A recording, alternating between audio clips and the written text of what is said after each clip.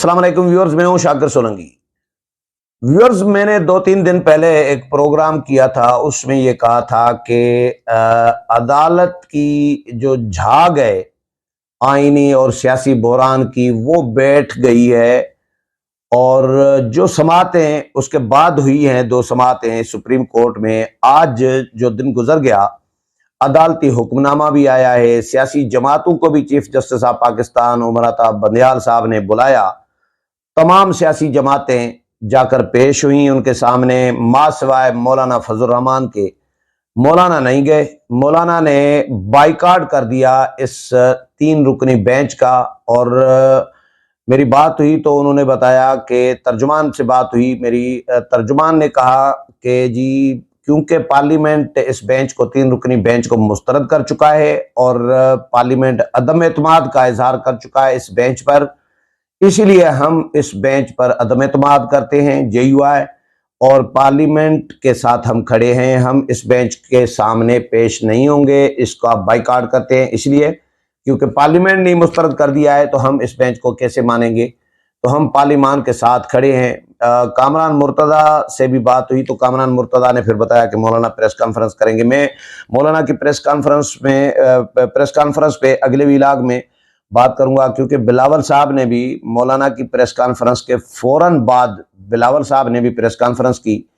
और जो बिलावल साहब सियासी जमातों को कायल करने में लगे हुए थे, उनकी भी जबान, उनका भी जो लबोला जाए, उनके भी जो अल्फाज है वही थे जो मौलाना फजल रहमान की प्रेस कॉन्फ्रेंस के थे। तो इसका मतलब है कि पीपल्स पार्टी भी दिल्ली तौर पर नहीं चाहती, जो सुप्रीम कोर्ट कुछ कर रही है वो किसी जमात को भी कबूल नहीं है, मां सिवाय इमरान खान के। मैं आता हूं इस फैसले पे। फिलहाल जो फैसले में हुक्मनामा जारी किया है, पहले तो सारी जमातें पेश हुई। चीफ जस्टिस का इस बात पे जोर है कि जी, आप मुज़ाकरात करें तो हम वक्फा देने के लिए तैयार हैं। मैंने पहले कहा था 2-3 दिन पहले प्रोग्राम में, एक प्रोग्राम कयूम सिद्दीकी के साथ भी किया था, 18 तारीख को किया था, कि भाई सुप्रीम कोर्ट में तो आज बड़ा तूफान उठना था, क्योंकि 17 तारीख को पैसे जारी करने थे स्टेट बैंक ने, वो नहीं हुए, तो आज 18 हो गई। 18 को मुलाकात हुई, 19 को किया था प्रोग्राम, तो 19 को तो तूफान खड़ा होना था, लेकिन वो नहीं हुआ। मैंने कहा मौसम सुप्रीम कोर्ट के बाहर आते में खड़े थे हम, तो मैंने कहा ये तो मौसम तो खुशगवार है, बादल छाए हुए हैं, काले बादल छाए हुए हैं, स्याह बादल छाए हुए हैं, बल्कि सुप्रीम कोर्ट के ऊपर भी आसमान पर। तो मैंने कहा ये मौसम खुशगवार कैसे हो गया। कल वाली मुलाकात इंपॉर्टेंट जो है अस्करी क़यादत की चीफ जस्टिस और उनके साथी जजेस के साथ, उसके बाद तो ये मौसम खुशगवार नहीं हुआ। लेकिन मौसम खुशगवार है मेरी नज़र में, कोई माने न माने, आप मेरे साथ इख्तलाफ कर सकते हैं, मेरे व्यूअर्स इख्तलाफ कर सकते हैं, लेकिन मैं आपको बता रहा हूं कि मौसम खुशगवार है। ये बाकी दिखावा है, जो जो कुछ चल रहा है मेरी नज़र में, ये मेरा तजिया है कि ये दिखावा है। फौरी तौर पर तो जज्जू ने यू टर्न नहीं लेना ना 1 दिन में या 2 दिन में, ये थोड़ा सा वक्त लगेगा। इसको अपने तरीके से कन्वर्ट करके, तरीके से डाइवर्ट करके दूसरा रास्ता पकड़ेंगे। इलेक्शन जो है वो अक्टूबर में ही होने हैं, ये मेरे अल्फाज याद रख लें, इलेक्शन अक्टूबर में होने हैं। सुप्रीम कोर्ट अपने 14 मई वाली तारीख से दस्तबरदार होती हुई नजर आ रही है मुझे, तरीके से।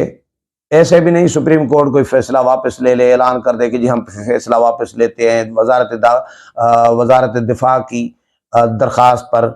वो तो मुस्तरद कर दी, इसलिए मुस्तरद कर दी कि पहली दरखास्त पे तो फैसला नहीं देना था। अभी आगे कुछ डेवलपमेंट्स होनी है, आगे कुछ और दरखास्तें होनी है, कोई और आईनी कुछ पेचीदगियां पैदा की जाएंगी, कुछ मसाइल हल किए जाएंगे। इस तरह तरीके से काम किया जाता है। ये जो मैंने जो ऑब्जर्व किया है, सियासत को जो नोट किया है, जहाँ पे जो इक़्तिदारी ऐवानों में जो कुछ हो रहा होता है, हम भी देख रहे होते हैं, रिपोर्ट कर रहे होते हैं, लम्हा ब लम्हा आपको आगाह भी कर रहा होता हूं। लेकिन मेरी नजर में अभी 27 तक वक्फा चला गया। 27 तारीख तक जिन जजेस को इतनी जल्दी थी कि वो ऑर्डर दे रहे थे 72 घंटे, ताहिरुल कादरी की जिस तरह ऐलानात करते थे, डेडलाइन देते थे 2014 में भी, पीपल्स पार्टी के दौर में भी, उससे पहले, कि जी बाकी 4 घंटे, बाकी 3 घंटे, बाकी 2 घंटे, इस तरह ऐलानात करते थे। उसके बाद ये करूंगा, उसके बाद ये करूंगा। ये चीफ जस्टिस साहब और उनके हम ख्याल जजेस, इमरानदार जजेस साहिबान, वो इसी तरह ही 72 घंटे, 3 दिन और 17 तारीख फला, ये ऐलानात कर रहे थे। अभी क्या हो गया, 27 तारीख तक वक्फा। होगा क्या? होगा ये कि सिराजुल हक वाली तजवीज़ को बुनियाद बना के, यानी ईद उल अज़हा के बाद जुलाई तक इसको ले जाएंगे, और जुलाई के बाद फिर जब जैसे ही जुलाई आएगा, जुलाई पे सारी जमातें एग्री करेंगी, मासवा एक आधी जमात के, यानी कोई एक जमात या 2 जमातें एग्री नहीं करेंगी, बाकी सारी जमातें एग्री करेंगी। गुंजाइश रखी जाएगी इसमें भी। और ये होगा कि जुलाई जब आएगा तो फिर इसी तरह ही अदालत में मामला चला जाएगा, जिस तरह अभी चल रहा है। फिर अदालत में आईनी बहस चलेगी, फिर समाअतें होंगी, फिर दलाइल होंगे, हाँ जी, पार्टियां पेश होंगी, और चीफ जस्टिस के और उनके इमरानदार जजेस के फिर रिमार्क्स होंगे, सख्त रिमार्क्स होंगे, नरम रिमार्क्स होंगे। ये सिलसिला इसी तरह चलेगा। एक बात तय है अभी तक, जो मेरी ऑब्जर्वेशन और मेरी इंफॉर्मेशन दोनों चीजें, के इंतखाबात मौजूदा चीफ जस्टिस उमर अता बंदियाल साहब की रिटायरमेंट से पहले नहीं होने। जो कोई उल्टा लटक जाए, इंतखाबात वक्त से पहले नहीं होने, अक्टूबर से पहले नहीं होने। सितंबर में चीफ जस्टिस रिटायर हो रहे हैं, तो इन्होंने इमरान खान को किसी सूरत इक़्तिदार नहीं देना, और न इन्होंने, सियासी जमातों ने या एस्टेब्लिशमेंट ने, इमरान खान को इलेक्शन देना है बंदियाल साहब के जरिए। तो अब मैं आता हूं हुक्मनामे में। चीफ जस्टिस साहब कह रहे हैं कि जी तहरीरी हुक्मनामा जो 5 सफ़ात पर मुश्तमिल जो जारी किया है, चीफ जस्टिस साहब कह रहे हैं कि जी चैम्बर में अटार्नी जनरल और फारूक एच नायक के साथ मुलाकात हुई। पहले तो फारूक एच नायक को चीफ जस्टिस साहब सुन ही नहीं रहे थे। फारूक एच नायक को कह रहे थे कि भाई आपकी पार्टी बाइकाट कर गई है, आप क्या करेंगे?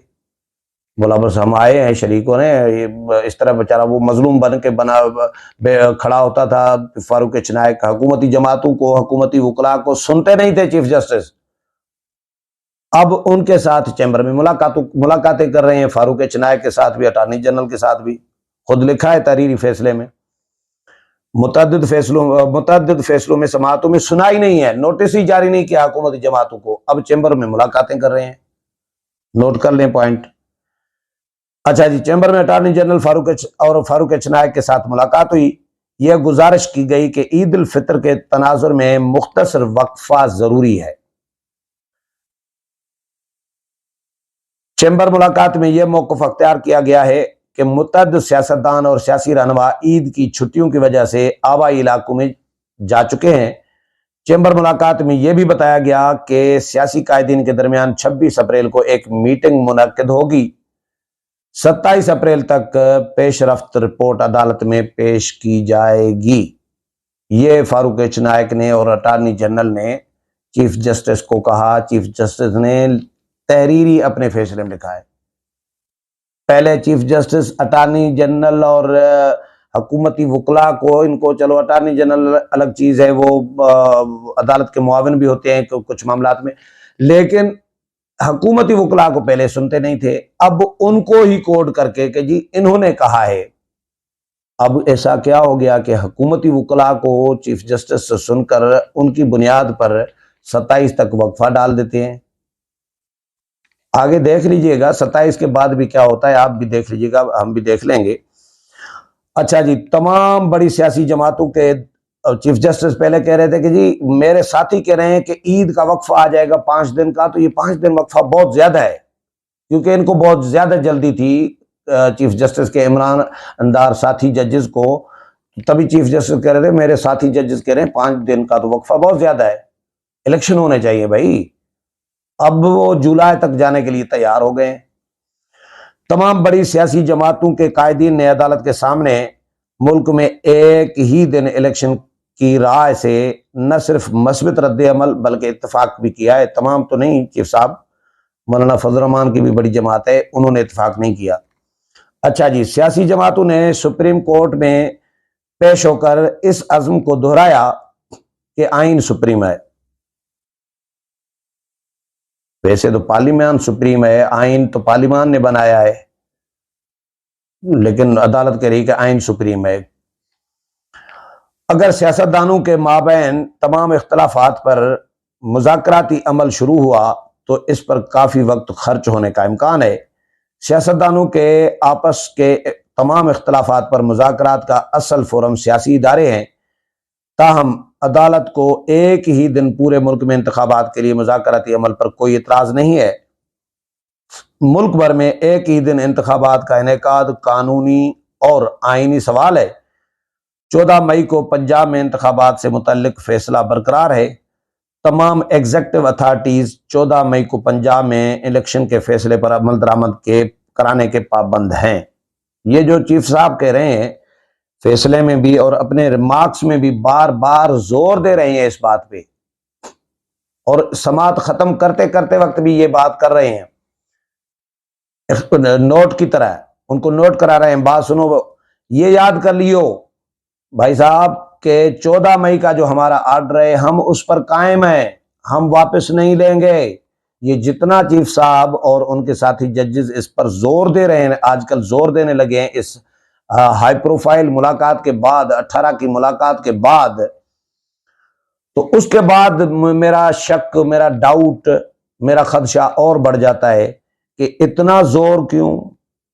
जिस बात पे जोर ज्यादा दिया जाता है ना, उस बात में सवालात उठते हैं। तो मेरे इसलिए सवालात उठ रहे हैं इस पे कि इसका मतलब ये लग रहा है मुझे कि इसका मतलब है कि फिलहाल इन्होंने जोर इसी बात पे देना है, क्योंकि इसी बात को वापस लेना है इन्होंने। देख लीजिएगा, मुझे नजर आ रहा है कि ये फैसला वापस होगा। अदालत कोई जवाज देकर, माकूल जवाज देकर, कोई सियासी जमातों के ऊपर डालेगी, मुज़ाकरात के ऊपर डालेगी, कोई ना कोई फेस सेविंग तो अदालत को चाहिए, चीफ जस्टिस को भी चाहिए, साथी जजेस को भी चाहिए। इस तरह की कोई ना कोई फेस सेविंग निकालेंगे इसलिए, और ये फैसला वापस लेंगे, और फिर ये ईद के बाद यानी ईद उल अज़हा के बाद जुलाई तक जाएंगे। जुलाई में फिर नया कट्टा खुलेगा, नया फड्डा पड़ेगा, फिर अदालतें लगेंगी, फिर समातें होंगी, और ये मामला चला जाएगा फिर अक्टूबर तक, क्योंकि अक्टूबर से पहले इलेक्शन नहीं होने मुझे होते हुए नजर भी नहीं आ रहे। उम्मीद है प्रोग्राम पसंद आया होगा। अगले प्रोग्राम में फिर मुलाकात होगी, तब तक इजाजत चाहता हूँ। अल्लाह हाफिज।